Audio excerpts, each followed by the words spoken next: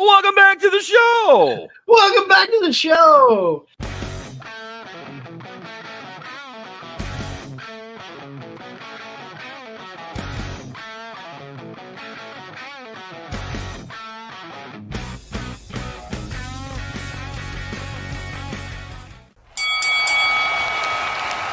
And now, your hosts of the Card Subject to Change podcast, the For Frequency's Sake Tag Team Champions of the World, the Wizard CZ, and Never Wrong Nick Bull.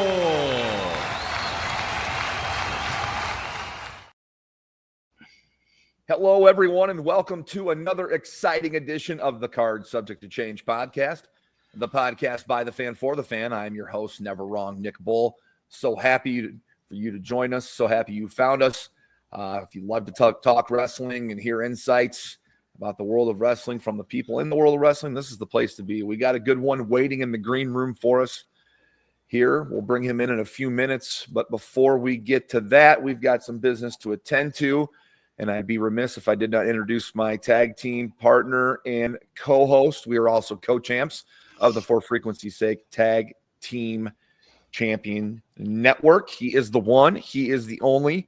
He is the Wizard CZ. Wiz, how you doing, bud? Man, I'm doing pretty good. I'm a little tired. I'll be honest. I feel like future me is invading because my eyes are starting to droop a little bit, but I don't know why. So it's not next week. It's not Hell Weekend yet. So I need to stop that. But no, I'm doing good. I'm excited for our guest. But before we get there, like you said, we got a little business to conduct. Got to give a shout out to our good friend Ricky Lee, who is the proprietor of the Sandra Lee Memorial Car Show. This will be the 4th annual. And of course, we're on a championship belt, Nick. Yeah, we're on a side plate. How cool is that? Like, really? I mean, when I signed up to do a pro wrestling podcast with a good buddy, I did not think we would ever be on a side plate of a championship belt. But lo and behold, there we are, that beautiful logo on the side of the belt. Here, I'll turn my hat around. It's this beautiful logo you see on the front of this hat here, baby. Woo! Here it is, the card. So yeah, that's a beautiful belt. That belt is going to go to the Wrestler's Choice for best car at the show. Wrestlers at the show will be the Headbangers. Both Mosh and Thrasher will be there. Buff Bagwell will be in attendance. And then, of course, WCW wrestler Lash LaRue will also be there. So it's going to be a great time. And we're glad to be a part of it. We're glad to sponsor another year. Made a good friend with Ricky. And that's what's great about this, is making friends along the way that you never would have before this show. So, amen. And it's great. It's for a great cause. May 4th, I believe they're trying to get over 100 cars signed up for their event. So get out early, get out there often. We'll be out there, of course, in some capacity. Of course, talking to the wrestlers, talking to the fans. We maybe even go live out there. I'm not sure yet. We'll talk about that here in the coming weeks, but big things coming up here for the show. And of course, the Sandra Lee Memorial Car Show that is on May 4th at the Rock Island County Fairgrounds. Yes, I'm excited. And for those super nerds like me, May 4th is also Star Wars Day. May the 4th be with you. Sorry, had to get that in. Cheap plug for Star Wars. But that's neither here nor there. Nick, we've got a guest who's kind of got hands all over the Midwest here in the wrestling world, in the indie wrestling world. You see him at DreamWAVE. You can see him, of course, at ZOWA live shows. And most recently, he is part of Social Experiment Wrestling, the new promotion that started up.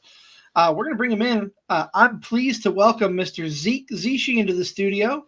Zeke, how you doing, buddy? Oh. Just had to show you my dog. I'm doing good, man. I don't want to start off with a dog picture, man. That's all right, man. Nothing wrong with that. A little Julie action. I'm doing great. How are you guys doing? We're doing great. We're glad to have you. You're definitely a guest we've wanted to have on for quite some time because, Thank you. I know you've been doing this for a while, And my first run-in with you, my introduction to you was up at a DreamWAVE show.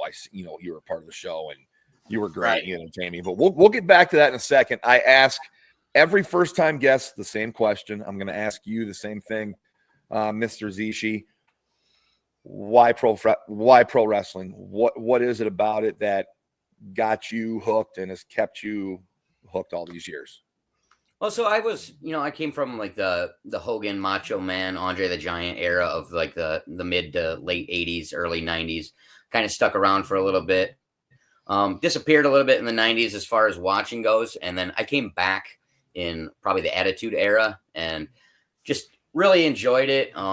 I was doing music for a while, so I kind of got away from wrestling as far as watching it and keeping up with it, but kind of got wind of how indie wrestling works, and it kind of was really sparked my interest in just the do-it-yourself nature of it, and just how it's a community. And I guess just this is a weird thing. People say, "Well, wrestling's stupid." That's why I love it. That's one of the things I love about wrestling is that it doesn't take itself too seriously, and it shouldn't. I mean, some people do, but I don't. I would agree with you, Zeke. I mean, I love a serious wrestling storyline, but I think there's room for just about anything in wrestling. Right. And comedy, when done right in wrestling, is so good. Like, right. And I don't mean to say that I only like. No. I know what you mean. I know what you mean. I love a good silliness, and you can take a silliness from a serious thing in wrestling, like for instance, Bret Hart losing his jacket all those years ago. That's the silliest thing, but they made it into a serious feud out of that, and that's the type of thing I love in wrestling, pro wrestling logic and pro wrestling reality. You know what though? I mean, but the match had a stipulation. Oh yeah, I'd be pissed if someone took my jacket too, man. those leather jackets aren't cheap. Oh yeah, especially not with those glasses coming off. I knew exactly what you meant when you said that. Like, yeah, it's wrestling, you know. Yeah. So you know, what was there a moment? You know, I think we're kind of all similar in age here. I think maybe you be a little bit younger than us, old heads.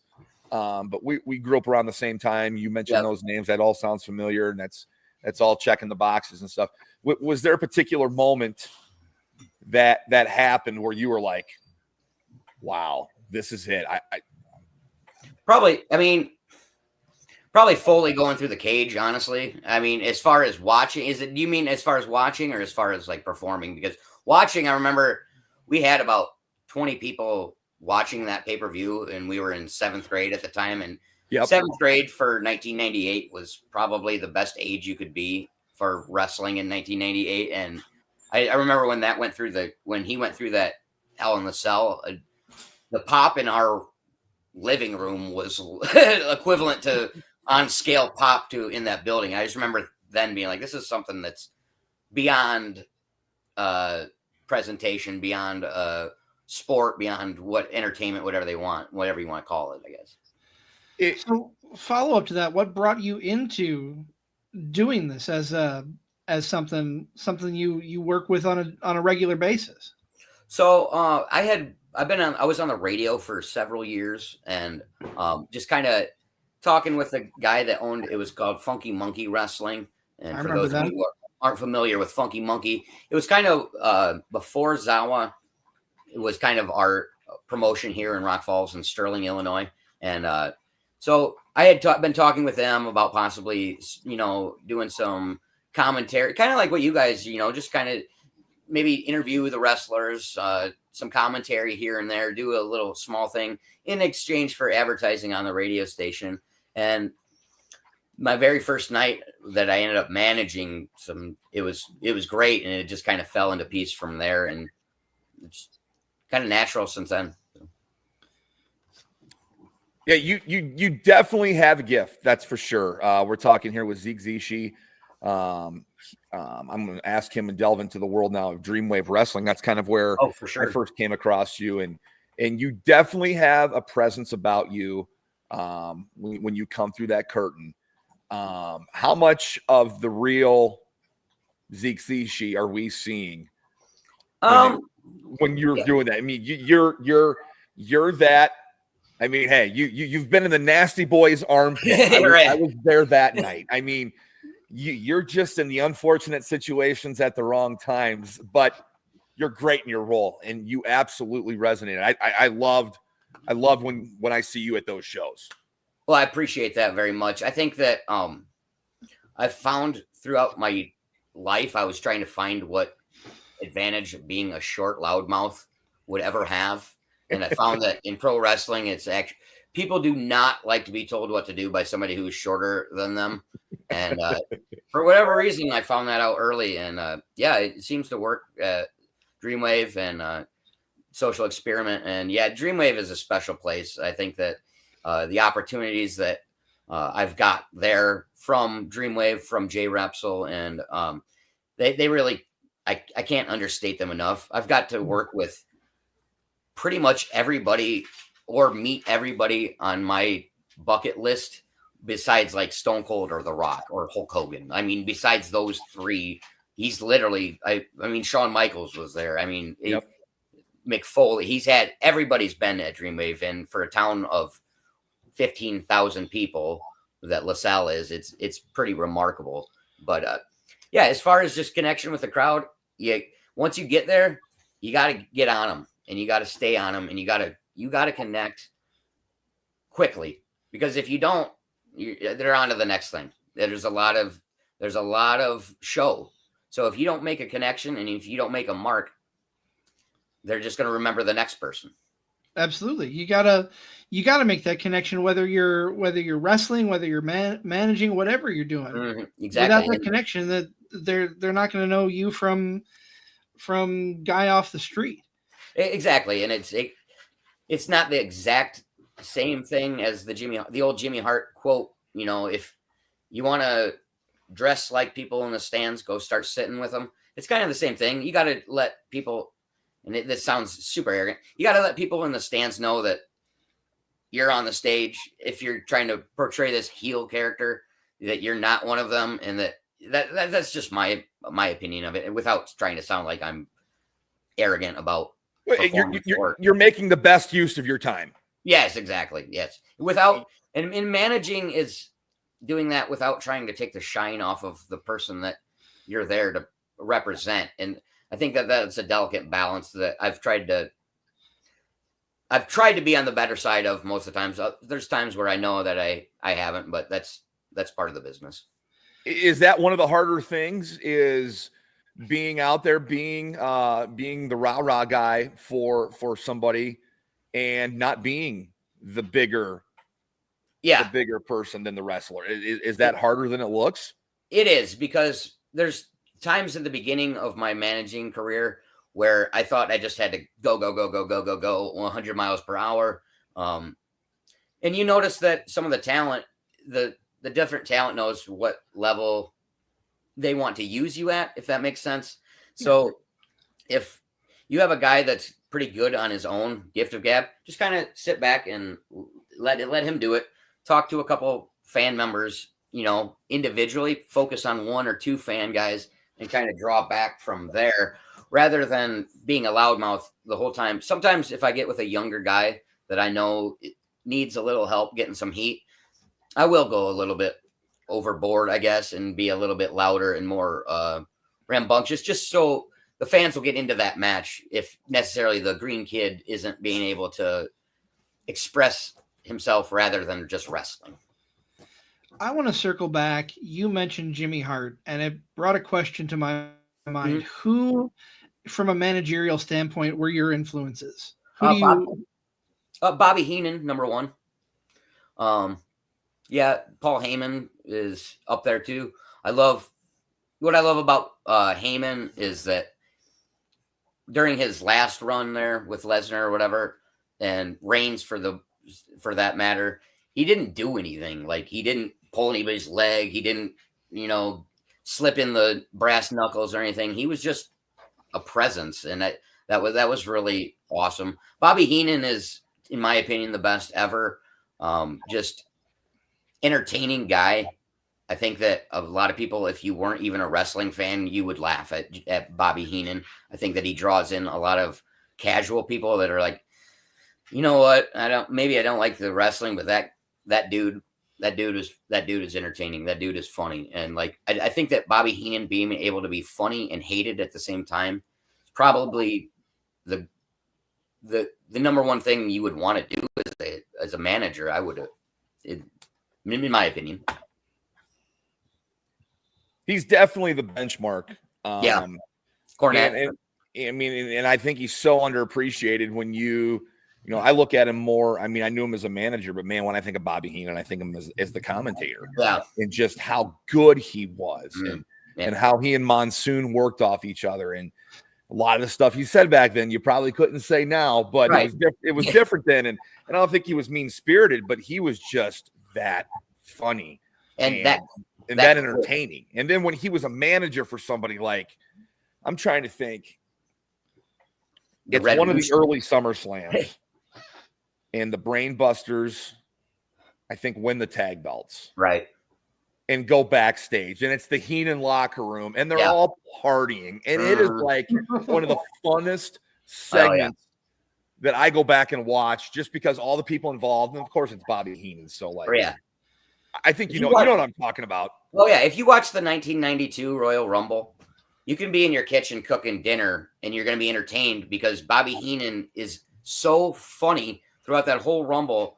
And he goes overboard at times, but he doesn't go cartoonishly overboard. And I think that Bobby Heenan is one of the most underrated personalities in all of wrestling, period. Wrestler, anywhere, manager, commentator, all of the above. Without a doubt. I mean, he's for me, I think he's top of the list as far as managers go. But Paul Heyman, you mentioned him as well. Very, very close second. Yeah, definitely. Paul Heyman, if you watch him back in early WCW, and even in his AWA days, he was kind of a gimmicky character, that kind of the loudmouth. But if you're that good at talking, that's going to stay with you pretty much your whole career. I think that if you have that gift, unless you have some sort of debilitating injury or brain injury or something, you generally stay that sharp until you want to just quit. And Paul Heyman has stayed as sharp from his AWA days as he did till now. And he just doesn't even have to do as much because he's so well respected. And he usually generally has wrestlers that don't require that. So it's a great view. And I think Paul Heyman went to number 2 in the last 10 years or so, where a lot of people probably would say, yeah, maybe Jim Cornette or this, that, or the other. But I think Paul Heyman's pretty much solidified himself as 1A, 1B, 2, whatever you want to call him.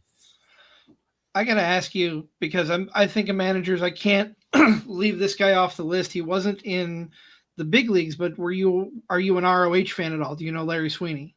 Oh yeah, big Larry Sweeney fan.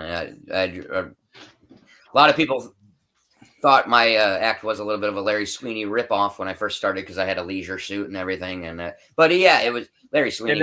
And that's okay if it was a ripoff. Yeah, you know rip off from he's the one best. of my all-time favorites. Yeah, one of my all-time favorites. Talent, and gone too soon. Very much so. I have a sweet and sour shirt. Oh, nice. Truth Martini, also a guy from those early ROH days. Yes. As far as managing goes, Truth Martini was very, very entertaining. So I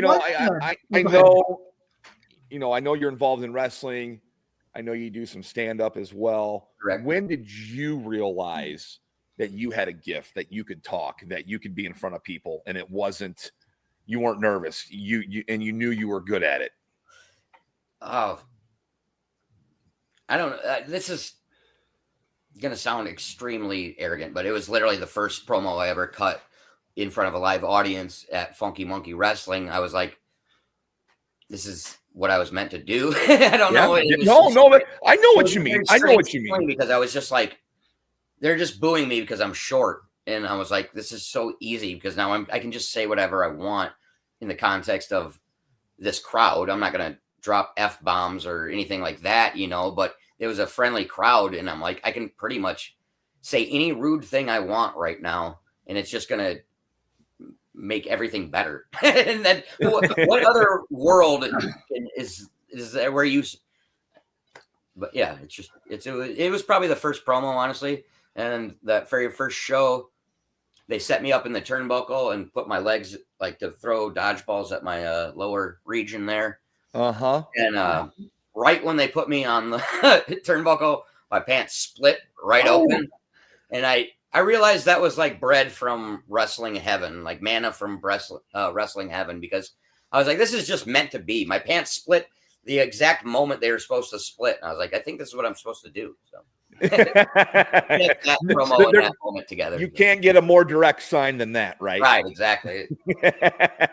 that right there is a moment that I would describe as just magic. Oh yeah, it was. I was like, for a guy that just got dodgeballs thrown at his, nether regions, it was the happiest I ever was. So I want to steer away from DreamWAVE a little bit and talk about ZOWA. Talk about how ZOWA came into being and how your involvement there. Yeah, so ZOWA, for those of you who don't know, ZOWA stands for the Zen of Wrestling Academy.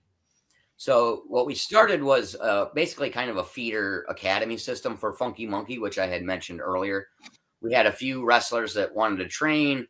Our head trainer there didn't have necessarily the time and resources to do that. So we were able to acquire a 14-foot low-level ring, and we were able to we had about 5 or 6 people in our first opening class at ZOWA, and we were kind of just going to do training for the most part.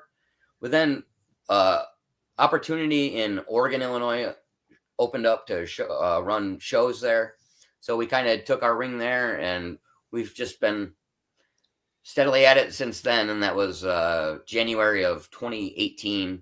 Our first show was September of 2017, but our first like real run started in January of 2018. So yeah, we've just kind of been plugging away at it and doing it our own way, our grassroots style, and our own resources, our own funding. And it's a labor of love, and it's a lot of fun. And I can speak from personal experience. It's a great environment. It's a great show. A lot of good talent that we've had on here, talking to them that are prominent in the Midwest. And I'm trying to get Nick to a show. He just seems resistant. It's not true. My oldest is a senior, and he was going through playing his final year of basketball this year. Good, bro. I will be at a ZOWA show soon, because I like a lot of those guys, and you do it. I know it's you and whoever else helps you do a really good job of promoting their shows. Like, when a show's coming up, and where it's at and what time it is. Like, so you guys do a really good job of promoting what you guys do. I appreciate that. We had a long, I was riding with Hartenbauer and a ref, and AMB. I don't know if you know him yet or anything, but we were riding up to Minnesota yesterday, and we were talking about that, promoting. I think that you have to spend money to make money. And I think that when I go into Milwaukee, Wisconsin, I see the good promotions, Facebook ads popping up on my timeline. And that's kind of what you would want. If you're a wrestling fan, you want to know where and when and how to get to these shows, and maybe not even have to look that hard. And it should pop right on your Facebook if you're doing enough advertising. And I was just saying that yesterday, like, when you go into different areas, the good promotions, you will see their thing on your Facebook if you're a wrestling fan. So it's a balance too of not flooding my own personal timeline with stuff. You don't want people to unfollow you because all you're doing is just flooding. I tell the guys at home, I tell the wrestlers, have an interesting timeline, and then people will see, oh, this guy's show is there too. Make it a part of your timeline. Don't make it just your timeline. That's my philosophy. For sure. Right. And I've always been a big proponent of people putting themselves out there. I know that's one of the things I love about this show and doing Card Subject to Change with Nick is we're giving a voice to a lot of people that maybe don't have their voice yet, don't have their footing. Right. It gives them a chance to kind of show themselves and present themselves to at least our corner of the world for right now. Yeah, anytime you can talk is going to help. I tell people, if you want to ring announce, that's going to help you. You want to get on a podcast, it's going to help you. Everything that is going to help you articulate whatever your message you're trying to get across during your match, during your promo, during your vignette, during your wrestling career. Talk. I mean, it only helps. Get on podcasts, get on whatever, local news, however you want to do it. Get your point across, get your face out there, and get your message across. That's as simple as that, like you were saying. Especially with social media being so prominent, cut a promo, or maybe not just cut a random promo on your own, but talk to the promoter. Say, hey, is it all right if I do this? Put yourself out there. And I think, like Nick said, you guys do an excellent job of presenting your product, presenting what you have to offer. And that's one of the big things that drew me to my first show in, what's the name of the town? It's by Clinton, Iowa. It's not Charlotte. Comanche. Thank you. My first show was in Comanche after we had Matt Hatter on. Okay. So that it drew me in, and it's such a great experience. And I mean, I'm going to encourage anybody to go to any independent show anywhere they can, but we are blessed here in the Midwest to have such great promotions like DreamWAVE, like ZOWA, and even new promotions popping up within the last couple of months, like Social Experiment, which I know you're a part of as well. Yeah, we had a big show last night, and I do appreciate the kind words. As far as the promos go, last show we were able to have 27 consecutive minutes of promos without having a match, because what I like to do on the Thursday before our Nelson shows is I generally will take all the promos that we have from the various guys. I'll kind of do like a cap where I'll introduce the promos throughout and kind of just here's what's going on in all these various storylines before the show, all in one show for you to watch. Well, we were able to get 27 minutes of promos out of that, and that's very impressive. That would be more than a regular TV show. We would have to cut something from a regular TV show if we did that. So for these guys, I get on them a lot, and I'm a jerk when it comes to that part of the promoting, as far as like telling them to do their promos and stuff. But it pays off because we've been having bigger and bigger and bigger crowds, and the more content you get, the more people see, and the more people see, they want I got to see that live. I need to see what's going on there. Even if I don't even understand that, I want to go check this out. It looks like something cool is going on there. And I got to be part of it. And as far as Social Experiment Wrestling, we had a great show last night. They actually had to make it into a bigger venue because they sold out their original venue. Ooh. So I have no idea. Sometimes we go to these small towns in Iowa and Minnesota, and I'm like, who's going to show up? And then we have 250 people there. And I'm like, yeah, wrestling's at a very great spot right now, all across at least the Midwest. I don't know East Coast or West Coast so far as as in detail, but I know in the Midwest right now, we're all getting good crowds, man. It's definitely a hotbed for sure, and the talent that I've seen is just tremendous. Even the young kids coming up, they're getting their feet wet, and they're coming into their own pretty quick. Yeah, there's so many opportunities out there. We have a lot of shows at ZOWA during the summer.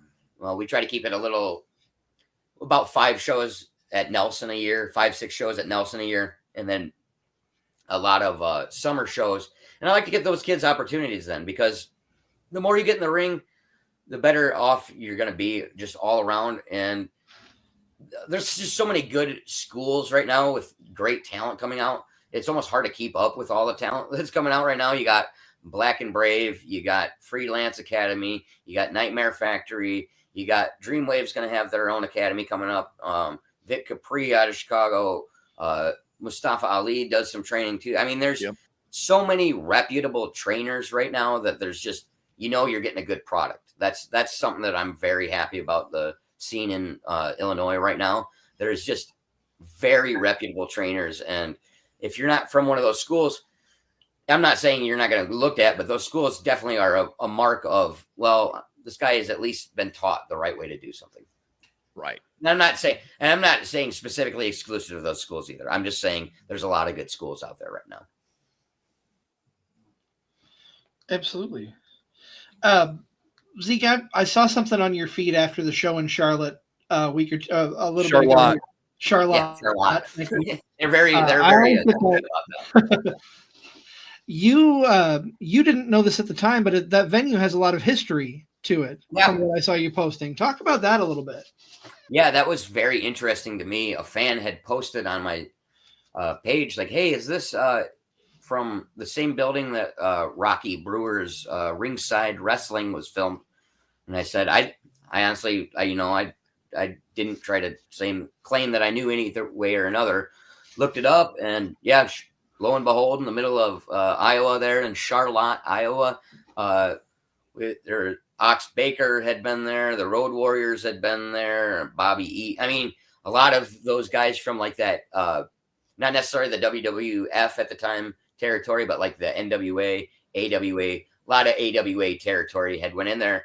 And I looked at the video. I watched one of the episodes, and nothing has changed in that gym. and that's a good I thing. think the light bulbs had changed in that gym. Because I said, man, the tint on their lighting is the same tint that I'm getting from my iPhone 40 years later. So yeah, it was wild to see, because they had the same type of ring and everything, the red, white, and blue ropes and the blue mat, and it just looks straight out of you remember that 70s show episode where they have wrestling on that? Do you remember that at all? Yes. That's what it looked like. Yeah, it was cool, man. It was like I thought 20 people were going to be at that show, and there was about 75, which I'm not bragging about 75 people, but I was expecting so little that when that happened, I was just overwhelmed. People brought their own coolers of beer in there. Well, I mean, it was old school, man. It was really old school, in an old school, which makes it even better. Exactly, it makes it literal. We are talking here with Zeke Zshe here on the Card Subject to Change podcast. Of course, we are powered by Lopez Pizza, built by Durham Remodeling, colored by Ryan Allison Tattoo, and protected by Jared Zook of Country Financial. Just going back and talking about your fandom, is there one show that sticks out to you in your past, or you kind of gravitated towards, you'd watch over and over again? Oh, I really like the Clash of the, not necessarily specific. There is one Clash of the Champions 20 that I really, really like because of Stone Cold versus Ricky Steamboat. Check that out if you get a chance. The Steamboat and Austin series of matches were some of the best matches you'll ever see. And one of the best ones there was from Clash of the Champions 20. I really like Clash of the Champions, and I really like Saturday night's main event. The main event where where Andre basically, it's right after Mania there. And that one sticks out in my head. It was a Friday night main event. I don't think it was called Saturday night main event. It was just called the main event. Main event. Yes. That's the one. I watched that one quite a bit. Clash of the Champions, WrestleMania 19, WrestleMania 17. Those are two of my favorite WrestleManias. Sure. Yeah, there's a lot. I put Royal Rumbles on, and I'll fall asleep to those. So yeah, I watch a lot of old wrestling, and I go back to a lot of Royal Rumbles and a lot of Clash of the Champions, Saturday night's main event, stuff like that. Fall Brawl, stuff like that. Yeah, I like early. I love finding what people. I like early '90s WCW a lot. Yeah, before Hogan got there, and I don't have a issue with Hogan, but it seemed like once Hogan got to WCW, it was kind of watered down a little bit. We talked about this show a couple weeks ago on one of our shows, CZ, but Slamboree 94. Go watch that. Yeah. It's the last show before Hogan gets there, and it's like a big Legends reunion. They have all the legends that are still alive there. It's such a fun show. It's such a fun show. But when you said WCW before Hogan got there, I'm like, yep, I know exactly what you mean. and I'm not saying it's because of Hogan, whatever. Hogan's right. Polarizing character. I don't have one way or another. He was one of my favorites growing up, but once he got there, they kind of catered towards him and took a lot of the storylines away from the undercard there. So it wasn't quite, and they had the roster of WCW from like 91 to like 94 it's tough to beat that roster. It's pretty stacked. There's a lot of big time names on that list. Yep. What are you gravitating towards nowadays? What trips your trigger in today's world? So I like AEW right now. They're kind of just, I don't know what they're going through some growing pains. I like WWE a lot too. Sometimes I don't really gravitate towards a 2.5 year storyline. Like that's just, to me, you can go 3 months, you can go 6 months. I just get it over at some point, I guess is kind of what I get at sometimes with WWE. That's just my personal opinion. Wrestling is all opinions. I'm not right. I'm never right about everything. I'm never wrong about everything. I think I really watch AEW a little bit more than I watch WWE right now, but that doesn't mean that it's better or worse or anything. I tend to watch that because it's a little different and a little less predictable in my opinion. Just in my opinion. Okay, I can see that. Let me follow up with that. What are your thoughts? Nick and I have talked about this a couple times on the show, on one of the shows. What are your thoughts with AEW about them not showcasing the championship, having it hidden away for so many months? Yeah, see, I think they have too many championships. I mean, in period. Well, there's that. There is that. So much that, and then it would force them to do something like that. It's like, oh man, we have so many championships. What if we hide this one? Or what if we don't have it showcased all the time? And I just think that AEW, they just, right now they're in some weird spots where I feel like they could use an outside voice of somebody who is not just one guy who lets everybody run the roost however they want. Get somebody who, whatever you say about WWE back in the day, the buck stopped at Vince McMahon. I feel like the buck does not stop at Tony Khan because it's supposed to stop there, and then he kind of just lets them do whatever they want a little bit. And I've been on indie promotions that are like that too. And if you let the what do they say about what's the old jail expression? The inmates run the asylum. Yep, that's what happens sometimes.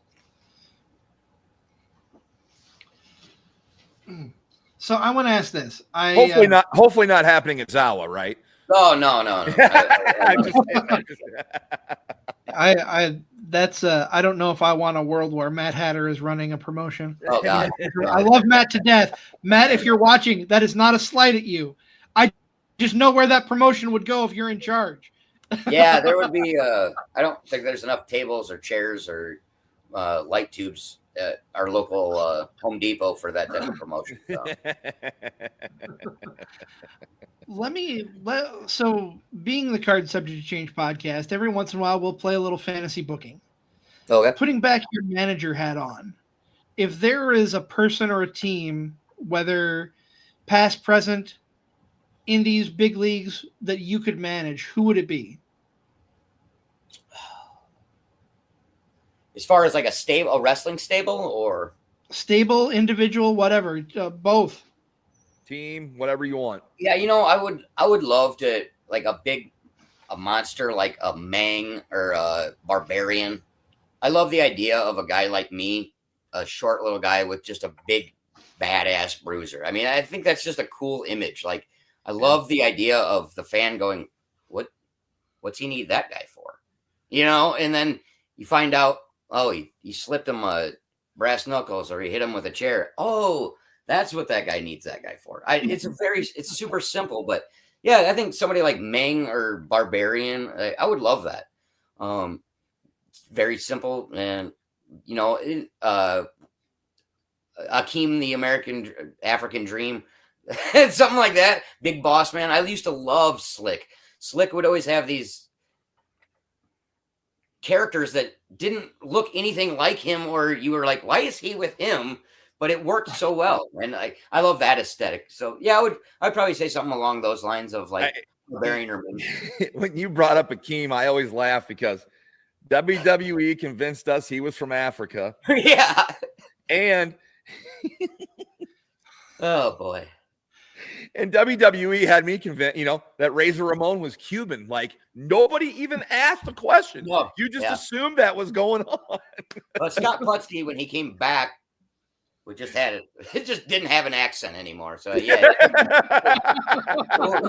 Whatever works, man. I will say finding out that like Paul Bearer was an actual like funeral director in his like shoot life was one of the things that did blow my mind in like probably 8th grade or whenever I found that out, freshman year or whatever. Like, which makes the whole Undertaker gimmick even that much better. Yeah, right? It does. It just really does. Adds that reality to it. He's one of my all-time favorites for sure there too. He'd be my number 3, honestly. Yeah. Just because I've got a soft spot. I really like I think Paul Bearer, it was great, but it was a little limited. You can only Percy Pringle. Sorry, my dog's knocking my computer around. Percy Pringle was always great too. I don't know if you guys are familiar with Paul Bearer before. Paul Bearer is called Percy Pringle, and he was more like a Bobby Heenan type, kind of goofy and whatnot. Mm-hmm. And I love Paul Bearer though. I mean, Paul Bearer, you can't have early Undertaker without that image in your mind of Paul Bearer. Paul Bearer's great. I just think that gimmick was a little bit, you can only do so much. And he was babyface for a while, which is crazy to think of Paul Bearer as actually babyface. I know, right? Like 6-7 years at the beginning. I mean, hey, we felt bad when Kama stole that urn and melted it down into a gold chain. Like that is exactly what a gold chain would look like if you melted an urn. WWE had that down so perfectly. I mean, if I had a smelting apparatus here, I would show you exactly how to make an urn into a gold chain. Unfortunately, I don't. So. Well, we'll work on that for the next time you come on. Next card subject to change, smelting with Zeke Zshe. Yes. It'll beat my welding podcast. As you can see, I only have 3 fingers left. Oh man, no more welding podcasts for me.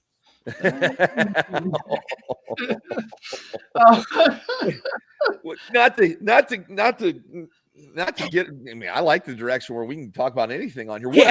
Just getting off the rails. Sorry, we are a little off the rails here. What are you most excited for, Zeke, with WrestleMania coming up? What are you looking forward to the most on projected card, or what do you think is going to happen? I love Cena. I love the story they're telling with that Cena thing right now. So I'll be honest. I don't particularly connect with Cody Rhodes at all. So I think that this is just such a great opportunity for me to be like, okay, this is what Cody Rhodes is all about. Because I respect the hell out of Cody Rhodes. I think he's a great wrestler. But to me, I just have not had that connection yet as a fan watching. So I'm really looking forward to seeing what Cena does, as a heel, and how he brings out what he brings out of Cody Rhodes. So probably that match is what I'm looking forward to most out of Mania. From what I've heard, I don't know the card extensively, but from what I've heard, that's probably what I would say. Does Cena win 17? Well, let me tell you something. I think so. He's gonna break the Nature Boys record. Ooh, wow. I think so. We'll see. Okay. I like it. It depends, though. It's weird. It's strange when they do I love the 2-night. I think when they were going to 7 hours there, I went to the one in Orlando and I got to Mania at like 4 p.m. and I left at like midnight. And that's too much. I love wrestling. I love wrestling, but I don't want to be at a wrestling show for 7.5, 8 hours. No.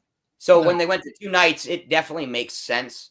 But I also think that, say they put Cena versus Rhodes on night 1 or night 2, it might give you a tell of what's there a little bit more than what it did before. I don't know. Maybe I'm overthinking it. Right. No, I get what you mean. I like how you broke that down. I wish everything was still on the same night, but you're right. Yeah. Like a 7-hour show is ridiculous. So Well, if you want to do it on the same night, that's fine. But not everybody has a spot. And I think that they think that everybody has to have a spot. Well, guess what? You're running NXT, you're running Raw, you're running SmackDown, you're running whatever you're running, you know, all these things. Not everybody has a spot. WrestleMania should have been reserved for your 25 to 30 best wrestlers. And that's right. That's kind of how I feel about it. Yeah, no, that's a great point. That's a great point. I'm going to switch gears a little bit, and I'm going to our friend Ricky Lee, Sandra Lee Memorial Car Show, which, by the way, just going to correct ourselves. It's on May 3rd this year, not the 4th. May 3rd. Ricky asked a great question. Who is your favorite wrestler that you have ever met, whether it's from the big leagues or on the indies? Ron Simmons, the Godfather, those two. Ron Simmons was just the coolest guy, man. Like hey, you like Ron Simmons too, huh, Junie?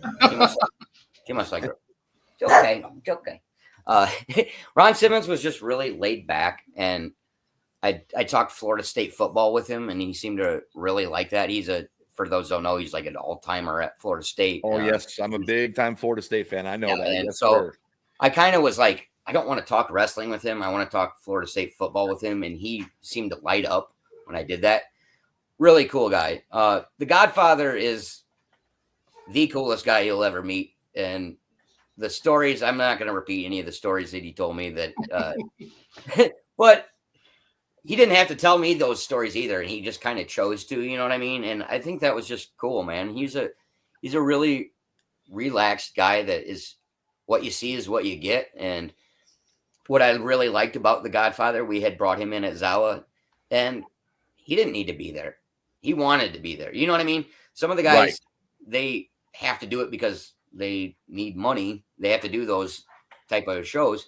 He's not in that scenario. He just wanted to hang out and be with the boys, wrestle. And there's something that's legal in Illinois that he really likes as well.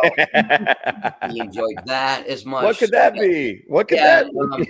It wasn't sports gambling. That was, so I'll give you a hint there, but that was a lot of fun. A lot of fun and foggy memories with the Godfather. I had the pleasure of sharing a car ride with him last year. Oh, okay. He appeared at the car show last year that we had in Quad Cities there. Yep. And his flight was delayed, so they needed someone to get him from O'Hare to East Moline. Okay. I'm not doing anything at 1 a.m. I'd love to drive to Chicago and pick him up at 5 a.m. So that was a unique experience for sure. So I completely agree. Yeah, he's all about that Delta Club. I don't know if he mentioned that to you either. The Delta Club is like the Delta Airlines. He loved that. I don't know if he mentioned that to you or not. He did. I don't remember specifically. The big thing that sticks out to me is he was fascinated by all the farmland and the farm equipment. Yeah, because you don't see that. He's in Nevada. You don't see that kind of stuff in that area. So he was just fascinated by the silos and all of that as we drove down the road. He kept telling me, he's like, man, nobody here has fences. That's just a very strange observation. He's like, man, I need a fence in my yard. I need some privacy. He's like, nobody out here has fences. And I was like, I guess I had never picked up on something like that. But if you're just coming in for a little bit, so, yeah, great dude. Can't say enough things about him. If you're a wrestling promoter, he would be a definite number one choice to bring in. Great dude. Well, Zeke, we're gonna kind of wrap things up a little bit. We're getting close to that hour mark. I'd like to be respectful of everybody's time, but two big questions before we let you off the hook. First of all, if people want to follow you on social media, where can they find you? Where can they find the promotions you work for? Okay, so for me, I'm most of my stuff is R Zshe, ZSHE. If you typed my last name into into Facebook, ZS, you're pretty much going to find me. There's not too many ZSs out there. I don't do Twitter anymore. It's kind of a toxic place as far as like my own personal headspace in Twitter. But as far as every ZOWA social media, Instagram, YouTube, TikTok, and Facebook, it's all at ZOWA Live. And so that's our Cash App too. For those of you who want to send me a lot of money right now, I would. I'm all about that. Can we get a graphic up there with that on there? Like QR with your QR code? Yeah. Where are you going to be? Where is ZOWA running, and where can we find you in the coming weeks and months? All right. So I will be in Homegrown Wrestling. We're going to be in Farmington, Illinois, and that's going to be Saturday. Check out Homegrown Wrestling, too, for those of you who are sleeping on Homegrown Wrestling. Very similar to ZOWA, a little less storyline based, a little bit more like here's an exhibition card type show. And we're going to be in Farmington, Illinois on Saturday, which is down in the Peoria area.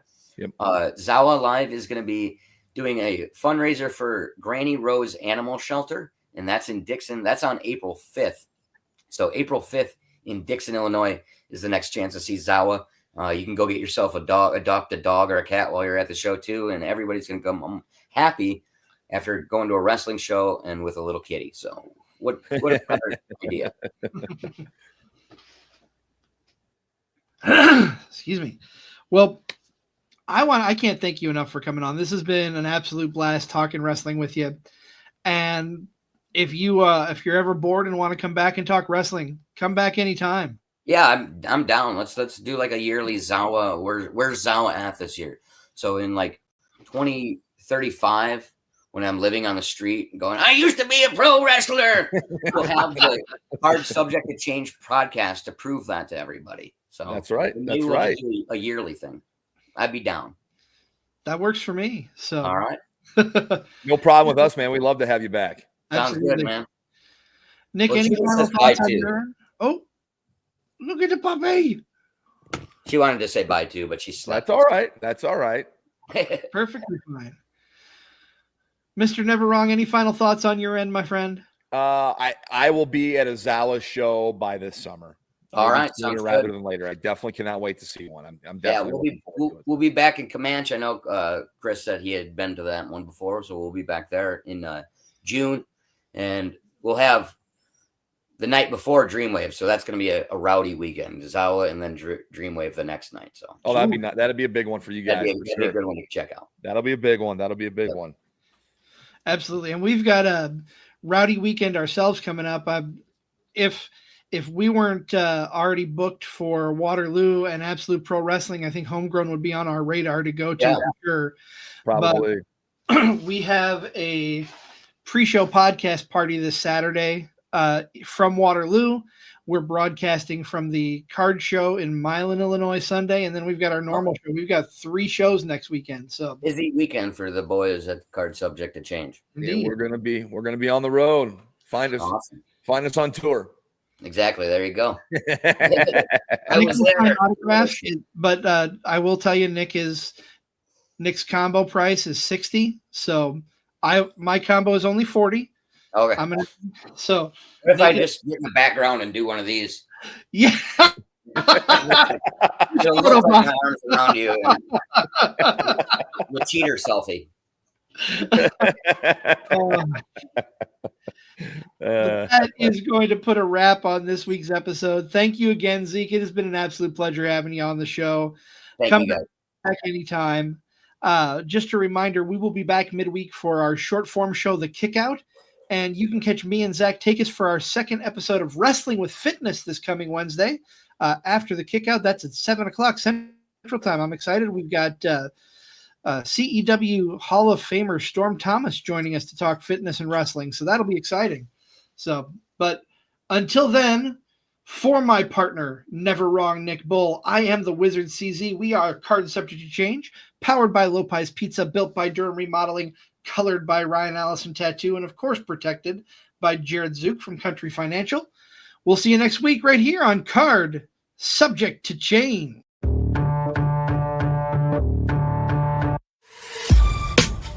This has been a For Frequency Sake Podcast Network production. For more great content, subscribe to For Frequency Sake on YouTube, Facebook, and Twitter.